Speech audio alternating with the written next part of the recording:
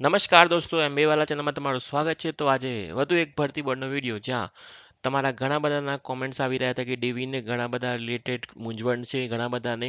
આજે આપણે બધું ચર્ચા કરીશું કે એસસીબીસી વાળાને શું મૂંઝવણ આવી રહી છે, અગર તમારા પપ્પાનું નામમાં ચેન્જ થયું છે, આધાર કાર્ડમાં કોઈ ઇસ્યુ છે, બધા જ આજે પ્રશ્નો આપણે સોલ્વ કરીશું. અને સાથે સેફ કોડ શું રહેશે તમારો ફાઇનલ મેરિટ લિસ્ટનો એ બી આજે ચર્ચા કરીશું. જા દોસ્તો, તો આજે બધી આપણે ચર્ચા કરીશું. ઘણા મિત્રોની કોમેન્ટ્સ આવી છે એ પ્રમાણે આજે આપણે ચર્ચા કરીશું કે ડીવીમાં શું શું મૂંઝવણ છે. તો ચાલો આપણે ઝડપથી અ, ચાલુ કરી દઈએ દોસ્તો.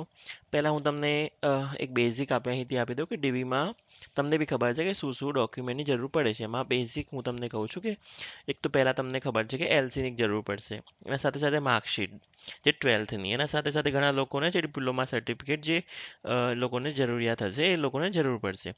હવે મેઇન ચીજ એ રહેશે દોસ્તો કે એનેક્સર 3 અને 4 આ મેઇન રહેશે દોસ્તો. એનેક્સર 3 તમને બી ખબર હશે કે તેમાં તમારે બેઝિક ડિટેલ ભરવાની હોય છે દોસ્તો, તમને બી ખબર છે દોસ્તો, હે ને. અને 4 કે જેમાં તમારે ક્લિયરન્સ આપવાનું હોય છે કે ભાઈ તમારે પ્રાયોરિટી બિન હથિયારી, હથિયારી, જેલ સિપાઈ કે એસઆરપીએફ, તો એ રીતના તમારે એનેક્સર 4 ભરવાનું હોય છે દોસ્તો. હવે મેઇન ચીજ એ છે કે એસસી વાળાને નોન ક્રિમિનલની જરૂર પડશે, ઈડબ્લ્યુએસ વાળાને બી તેમના પ્રમાણપત્રની જરૂર પડશે, માજી સૈનિકની બી જરૂર પડશે. તો આ બધી આજે ચર્ચા કરીશું. એના સાથે સાથે અગર તમારે એલસીમાં પપ્પાના જે એસસીબીસી વાળા લોકો છે તો એ લોકોને એક તો જાતિનું પ્રૂફ આપવાનું હોય છે, અને એના સાથે સાથે કે 1978 પહેલાંના રહેવાસી છે, આ બંને પ્રૂફ આપવાના હોય છે.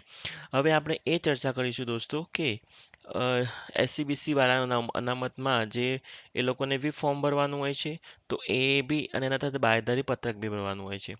હવે હું તમને અહીંયા એક સમજાવી દઉં કે ડીવીના જે કેટલાક પ્રશ્નો મૂંઝવણના છે. તો દેખો, 1978 પહેલાં, હવે એસસીબીસી વાળા લોકોને કેવું હોય છે કે 1978 પહેલાંનો એક કોઈ બી પ્રૂફ આપવાનું હોય છે કે રહેવાસી છે.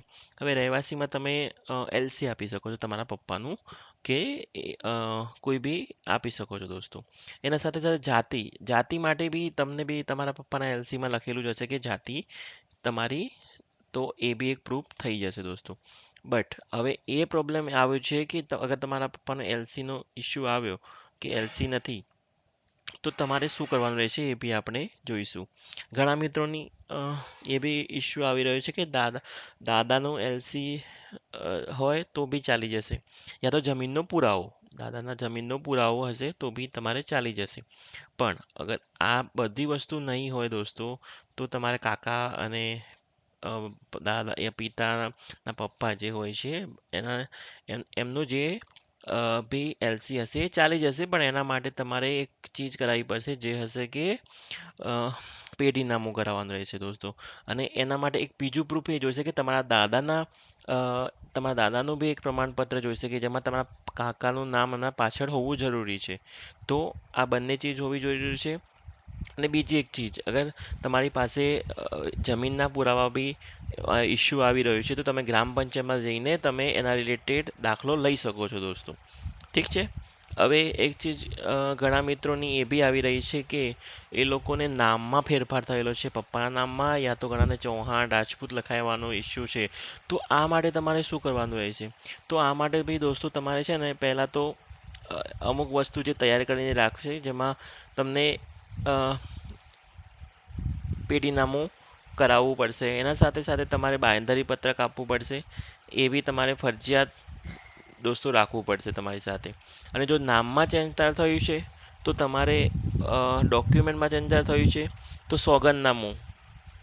સોગંદનામું બી તમારે કરવું પડશે દોસ્તો. સોગંદનામું ફરજિયાત તમારી પાસે રાખજો દોસ્તો. અગર એ લોકો માગે તો તમારે આપવાનું રહેશે, સામેથી તમે આપવાનો ટ્રાય ના કરશો દોસ્તો. ઠીક છે.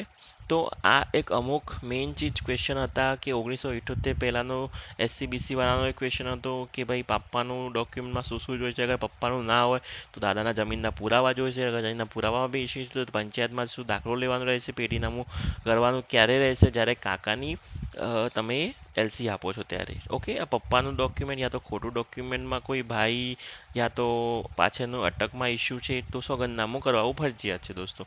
એના સિવાય તમારો કોઈ બી ક્વેશ્ચન હોય ડીવી રિલેટેડ તો મને તમે જણાવી શકો છો. હું તમારો ક્વેશ્ચનનો આન્સર કોમેન્ટ્સમાં બી આપીશ અને હું લાઈવ બી થોડા દિવસમાં આવી રહ્યો છું જેમાં તમારો ડીવીના કોઈ બી ક્વેશ્ચન હશે તો ઉકેલાઈ જશે દોસ્તો.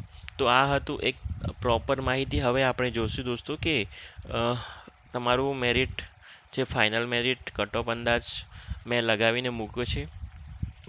મારા તરફથી મેં એક ટ્રાય કર્યો છે દોસ્તો કે તમને પ્રોપર માહિતી આપું. જનરલમાં 125થી 128, ઈડબ્લ્યુએસમાં 101થી 103, ઓબીસીમાં એક થોડું અનએક્સપેક્ટેડ રહી શકે છે દોસ્તો. અને એસસી એસટીમાં તો તમને ખબર છે કે 100 ઉપર આવે એટલે તમે પાસ છો, અને એસટીમાં તો મોસ્ટલી બધા પાસ જ છે. છોકરીઓમાં તો દોસ્તો 2 થી 3 માર્કનો જ ઇસ્યુ આવશે, એનાથી વધારે નહીં જાય દોસ્તો. તમે બી જોઈ શકો છો, મેં બી એટલે એની આસપાસ જ રાખવાનો ટ્રાય કર્યો છે દોસ્તો. તો આ એક અંદાજિત કટ ઓફ મેં રાખવાનો ટ્રાય કર્યો છે, અને જ્યારે મેરિટ ફાઇનલ આવશે ત્યારે બી હું લાઈવ થઈશ દોસ્તો. પણ એના પહેલાં અમારી ચેનલને સબસ્ક્રાઈબ કરીને બેલ આઇકન દબાવી દો દોસ્તો. તો હું લાઈવ આવું છું દોસ્તો. તમારા કોઈ બી ક્વેશ્ચન હોય તો તમને બેલ આઇકન દબાવી દો તો તમને નોટિફિકેશન મળી જશે દોસ્તો. ધન્યવાદ દોસ્તો.